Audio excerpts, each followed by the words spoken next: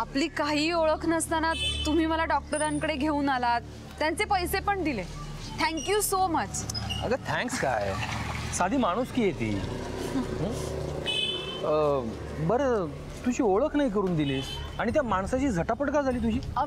Sorry, म्हणजे या सगळ्या गडबडीत ओळख करून द्यायचं राहून गेलं. मी मनाली पाटील. बर, मी जीत कुमार. हॅलो.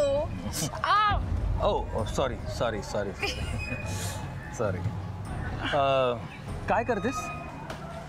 मी खासगी गुप्तहेर अस्मिता अग्निहोत्रींची सहकारी आहे. अस्मिता अग्निहोत्री. ओ नाव ऐकलंय. बर छान. तो माणूस कोण होता?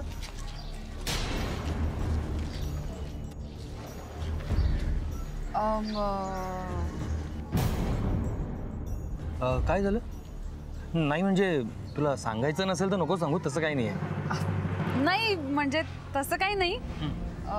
त्याचं नाव माहीत नाहीये. गेले काही दिवस त्रास देतोय आम्हाला. बर. आज हातात आला होता पण सुटला. Relax relax. आता त्या आठवणीने अजून ओव्हर एक्साइट होऊ नको. नाही, तब्येतीला बरं नसतं ते. तू शाळेचं पाणी पितेस? तुला जरा बरं वाटेल. नाही नको, खरंच नको. मी तुला अशी जाऊ देणार नाही. चल चल. दादा एक नारियल पाणी दे ना. तुम्ही नाही घेत का?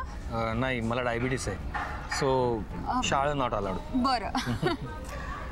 बरं मग आता कोणत्या केसवर काम चालू आहे? त्या माणसाच्याच? नाही, सुनंदा नावाची एक बाई आहे. तिचा नवरा गायब झाला. नवरा गायब झाला? काय नाव त्याचं? अतुल वाडकर. अतुल वाडकर. अतुल वाडकर हे नाव कुठेतरी ऐकल्यासारखं वाटतंय. थँक्यू. काय? हा एक मिनिट थांब.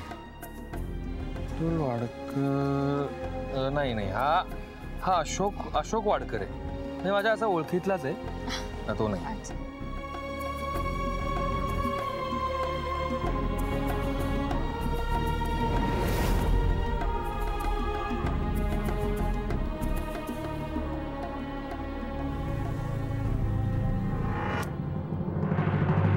काय म्हणणं काय ह्या अतुल वाडकरचं?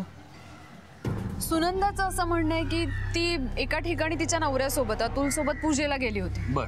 आणि त्यानंतर तिच्या बरोबर तिचा नवरा आलाच नाही. तो तिथूनच कुठेतरी गायब झाला.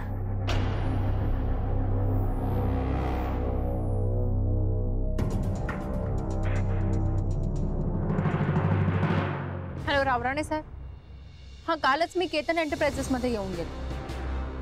हो अतुल वाडकरसाठीच. हे बघा, मला तुम्हाला फार त्रास द्यायचा नाही आहे. मला फक्त तुमच्या एम्प्लॉईजचा पगार कुठल्या बँकेत जमा होतो हे कळू शकेल का? Okay sir, thank you.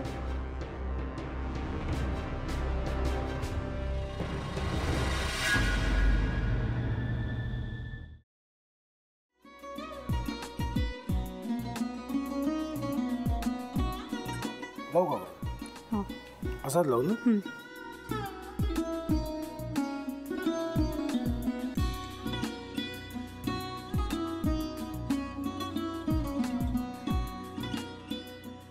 आता काय करायचंय? आता आपण ड्राय स्टफिंग दुसरं काय करणार आपण त्यात? आपण ह्याच्यात मेयोनीज न टाकता बाकीचे सगळे साहित्य टाकायचे.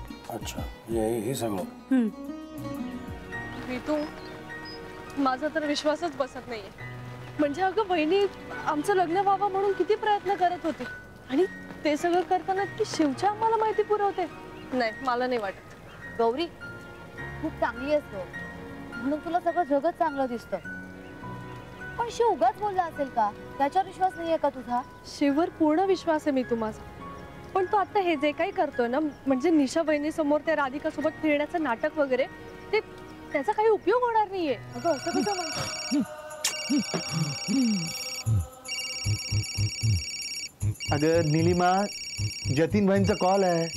हो माहितीये. रिसीव कर ना. अगं बघ, कट झाला. आता तू रिसीव केला नाहीस म्हणून ते मला करतील. अब पुन्हा आला बघ. घे बघू. पण हे एक ना एक दिवस घडणारच होतं. आता मला कळलं तुम्ही 2 दिवस झाले काय सांगत होता ते. बनू हे संकेत असतात आणि हे ठरवून येत नसतात. मी बाहेर तुमची वाट बघते.